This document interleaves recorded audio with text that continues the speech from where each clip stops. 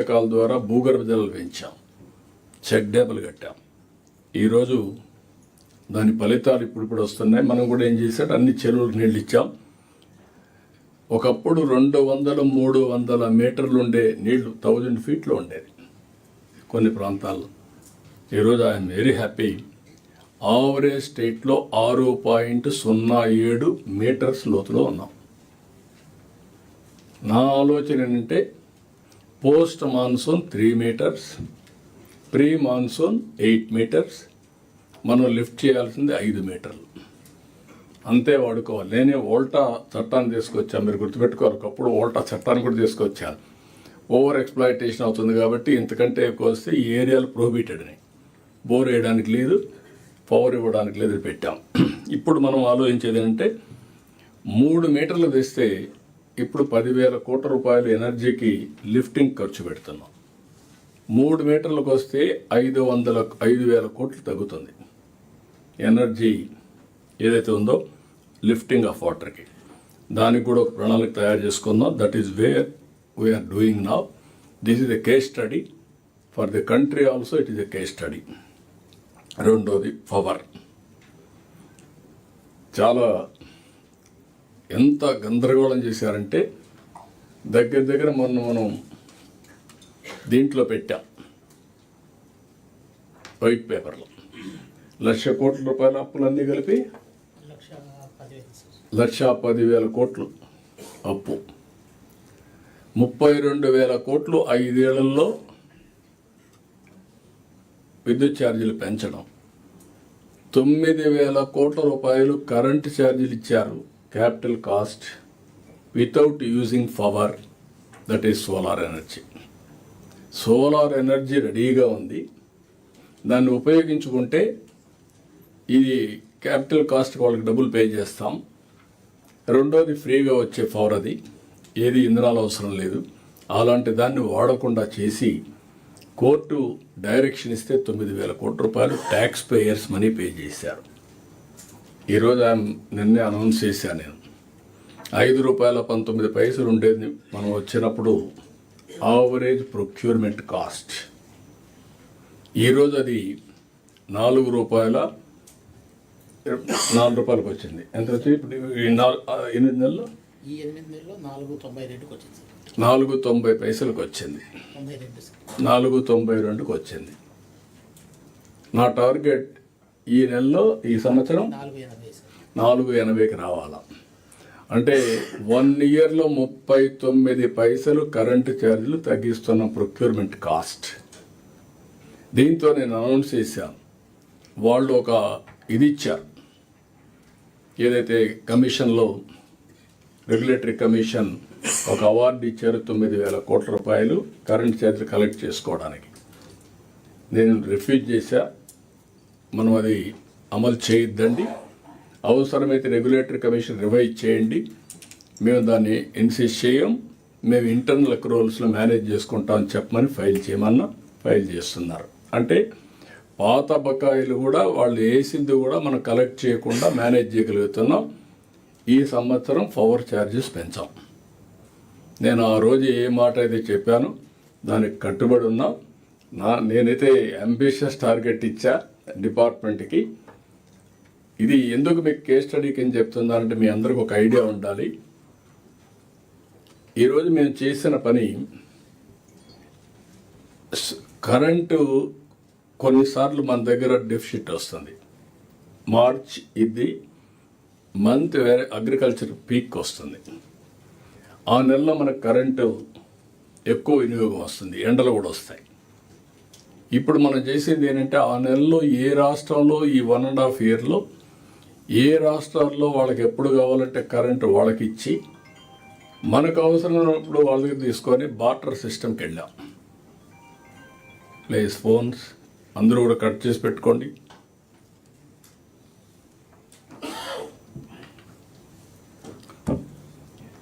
Barter సిస్టమ్కి వెళ్ళాం. ఒకప్పుడు ₹14 యూనిట్ కొన్నారు. ఈరోజు మనకు ఆవరేజ్ ప్రొక్యూర్మెంట్ కాస్ట్ ₹4.80 అయితే దానికే మనకు వస్తుంది. దట్ ఈస్ ది మీరందరూ గుర్తుపెట్టుకోవాల్సిన next step. I order them micro grid, substation as a unit, ప్రొజ్యూమర్ concept, producer come consumer. నువ్వే ప్రొడ్యూస్ చేయి, నువ్వే అమ్ము. అంటే నీకు అవసరమైంది వాడుకో, మళ్ళీ నీకు కావాలని నేను ఇస్తా గ్రిడ్ నుంచి. So that you need not spend money. నీకు సర్ప్లస్ ఉంటే ఇవ్వండి, మేము కొనుక్కుంటాం. That is the concept we are introducing. Every house, every pump set. ఒకవేళ అక్కడ కానీ వీలు కాకపోతే సబ్స్టేషన్లో మనం జనరేట్ చేస్తాం పవర్. Zero transmission losses. ఈ సబ్స్టేషన్లోనే పవర్ వస్తుంది, ఈ సబ్స్టేషన్లోనే పవర్ డిస్ట్రిబ్యూషన్ వస్తుంది. అప్పటికి కూడా ప్రాబ్లం ఉంటే అక్కడ బ్యాటరీ పెడతాం. ఎప్పుడైతే పవర్ వస్తుందో అక్కడ ఛార్జ్ చేస్తాం, ఎప్పుడు అవసరమైతే అక్కడనే ఇస్తాం. ఇలాంటి కాన్సెప్ట్స్ ఇచ్చా, డిపార్ట్మెంట్ వర్కౌట్ చేస్తున్నారు. నేను అనుకున్నటన్నీ అయితే 5 ఏళ్లలో 4 రూపాయలకు రావాలని, ఇంకా తక్కువే చెప్పా, కానీ 4 రూపాయలు తీసుకురావాలని.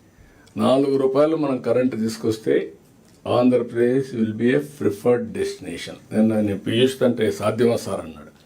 సాధ్యం చేస్తాం. అదే నేను విజయనంద గారికి చెప్పాను, యూ విల్ మేక్ ఇట్ అని చెప్పాను. We are working. మీకు ఎందుకు ప్రతి ఒక్క డిపార్ట్మెంట్ ఎందుకు చెప్తున్నానంటే మీలో ఆ స్ఫూర్తి రావాలి. మీరేం చేస్తున్నారు? రొటీన్గా ఆలోచిస్తున్నారు. రొటీన్గా ఆలోచిస్తే ఏది సాధ్యం కాదు. ఇన్నోవేటివ్గా R&D పెట్టుకొని మీరు వర్కౌట్ చేస్తే మీ బ్రెయిన్సే R&D బ్రెయిన్స్గా తయారు కావాలి. ఏదో ల్యాబొరేటరీ పెట్టాలి, ఎక్విప్మెంట్ తేవాలి కాదు. అది చేస్తే ఇది సాధ్యం అవుతుంది. ఇప్పుడు ఒక నమ్మకం నాకు, విద్యుత్ శక్తి గాడిన పడింది. నేను ఇంకోటి కూడా చెప్పాను, టెక్నాలజీ ఎంత పవర్ఫుల్ అంటే టోటల్గా సబ్స్టేషన్ వారిగా quality of power we can measure.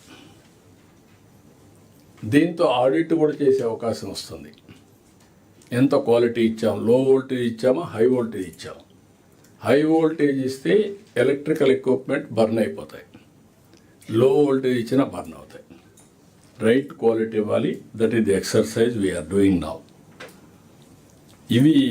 ఇలాంటి బెస్ట్ ప్రాక్టీస్ నేను 2-3 చెప్పాను, అన్ని డిపార్ట్మెంట్లో ఉన్నాయి, మీతో ఎప్పటికీ కూడా మాట్లాడతాం.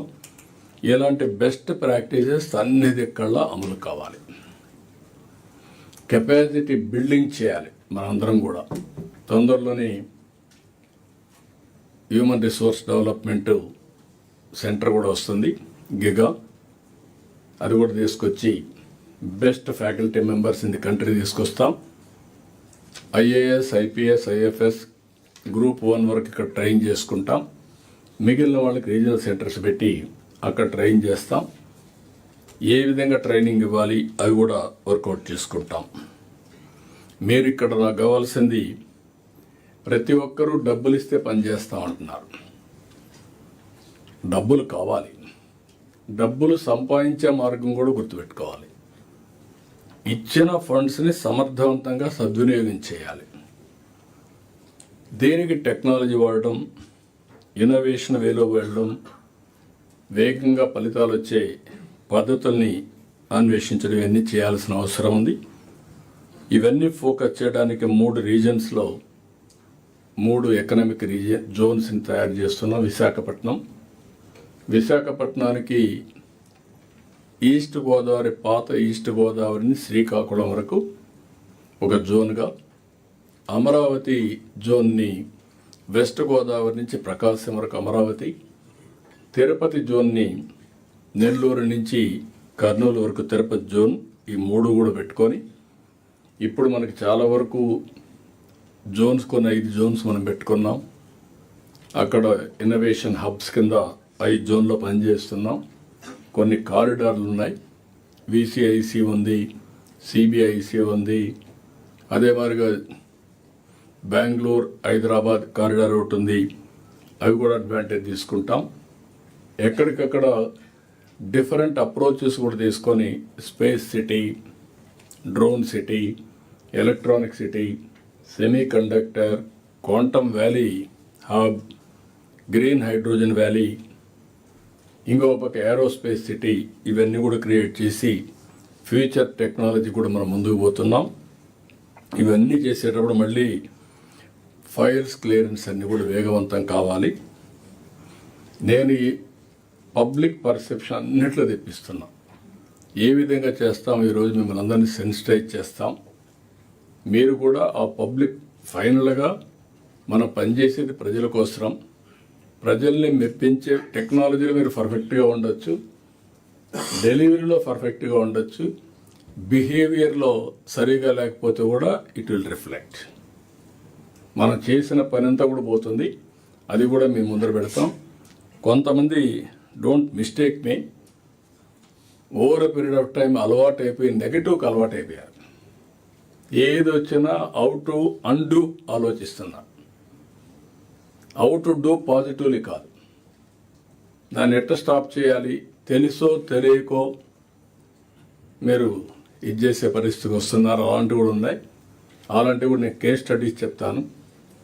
Nobody is expected to do that type of activities. నీతి నిజాయితీగా పనిచేయాలి. ప్రజలకు ఫలితాలు రావాలి. ప్రజలకు ఫలితాలు రాకుండా మేము మా ఇష్ట ప్రకారం చేస్తాం, పని కాకపోయినా పర్వాలేదంటే మాత్రం కరెక్ట్ కాదు. అది కూడా గుర్తుపెట్టుకోవాలి. ఈరోజు నా ఇన్ఫర్మేషన్ ప్రకారం మీరు అయినాక మళ్ళీ చెప్తాను. దేవాదాయ శాఖ, రెవెన్యూ శాఖ ఇలాంటివి ఎందుకో గారు ఇంకా అనుకున్నంత పికప్ కావడం, అక్కడ ఎక్కడ ప్రాబ్లమ్స్ ఉన్నాయి. ఒక పక్క తిరుపతి దేవస్థానం చాలా వరకు ఇంప్రూవ్ చేస్తున్నాం. కానీ ఇక్కడుండే దేవాలయాలన్నీ best managed temples in the country. అక్కడుండే అధికార యంత్రాంగం కానీ, అక్కడుండే వాళ్ళలో కమిట్మెంట్ కానీ ఎన్ని చెప్పినా కూడా రావడం, అవి కూడా మనం మాట్లాడుకుందాం. అదే మరిగా మీకు రాబోయే రోజుల్లో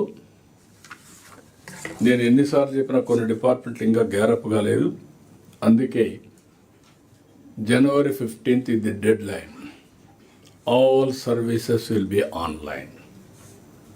No exemption for anybody.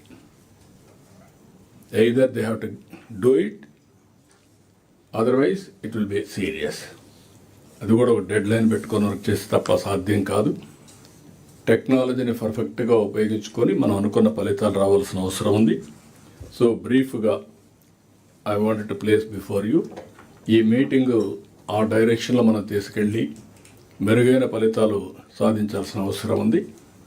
మాట్లాడే వ్యక్తులు కూడా ఇంక ఉపన్యాసాలు కాకుండా సెన్సిటైజ్ చేయడం వరకు మనందరి బాధ్యత. సెన్సిటైజ్ చేసిన తర్వాత డిపార్ట్మెంట్స్ ఉన్నాయి, రివ్యూస్ ఉన్నాయి, అక్కడ ఏం చేయాలి చేస్తాం.